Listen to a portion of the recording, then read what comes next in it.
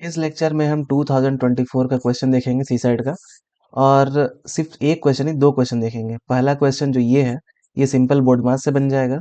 और दूसरा question logical reasoning का है। ठीक है, तो अब एक एक करके देखते हैं। इसमें क्या करना है, इसमें सिंपल लिखा हुआ है, जैसे क्वेश्चन को फॉलो करेंगे आसानी से बन जाएगा। लिखा हुआ है कि a प्लस बी मतलब a माइनस बी, मतलब 10 प्लस 30 मतलब 10 माइनस 30, मतलब प्लस की जगह माइनस करना है। ठीक है, माइनस की जगह हमको मल्टीप्लाई करना है, माइनस की जगह मल्टीप्लाई कर देंगे। मल्टीप्लाई की जगह हमको डिवाइड करना है, मल्टीप्लाई की जगह हम डिवाइड कर दिए। और डिवीजन की जगह हमको प्लस करना है, एडिशन करना है, तो डिवीजन की जगह एडिशन कर दिए। ठीक है, अब हम ये सब हटा देंगे। ओके, तो बोर्ड मास रूल क्या कहता है? सबसे पहले बोर्ड मास रूल कहता है कि डिवीजन करो। ओके, तो हम डिवीजन करते हैं। देखो, 10 - 30 इंटू 100/50 क्या होगा? 2 हो जाएगा, प्लस 25 -30। अब देखो, डिवीजन के बाद क्या करेंगे? मल्टीप्लीकेशन। -30 इंटू 2 हो जाएगा 10 - 60 प्लस 25। 10 - 60 प्लस 25, या -60 प्लस 25 करो, या फिर 10 - 60 करो। दोनों में तो करना मल्टीप्ली सॉरी सब्ट्रैक्शन ही है, क्योंकि 25 -60 ही करेंगे इसे यहाँ भी। तो 10 - 60 कितना हो जाएगा? -50, -50 प्लस 25 -25। तो हमारा आंसर हो जाएगा -25। बहुत इजी क्वेश्चन था। फिर दूसरा क्वेश्चन कह रहा है कि ये एक मेन स्टेटमेंट है, और मेन स्टेटमेंट के और ये फॉलो अप स्टेटमेंट है। ठीक है, आपको आ, कह रहा है कि एक ऑर्डर्ड पेयर चूज करें जिसमें पहला स्टेटमेंट कोई मान लेते हैं, ये है पहला स्टेटमेंट। अगर दूसरा स्टेटमेंट, अगर ये पेयर मान लेते हैं, पहला स्टेटमेंट इंप्लाई करना चाहिए दूसरे स्टेटमेंट, पहले स्टेटमेंट से कंक्लूजन निकलना चाहिए दूसरे स्टेटमेंट का, मतलब पहला स्टेटमेंट दूसरे स्टेटमेंट की ओर होना चाहिए। ठीक है, इज इक्वल टू कह सकते हैं।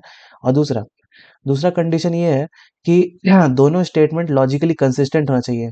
मतलब अगर ये जो पेयर है लॉजिकली कंसिस्टेंट होना चाहिए मेन स्टेटमेंट से। अब क्या कहना चाह रहा हूँ डायरेक्ट मैं आंसर ही बताया हूँ। ठीक है, ओके। तो कह रहा है कि प्रदीप जो है वो बन सकता है या तो डायरेक्टर या तो प्रोड्यूसर, दोनों में से कोई एक ही बन सकता है। इधर और का कॉन्सेप्ट ही मतलब होता है कि या तो ये या तो ये, दोनों में से कोई एक, दोनों नहीं बन सकते। ठीक है, अब देखो, पहला है एसपी ओनली, मतलब अगर आंसर जाए तो कह रहा है कि एसपी ओनली, मतलब एस और पी। ठीक है, हमको ये और ये देखना होगा।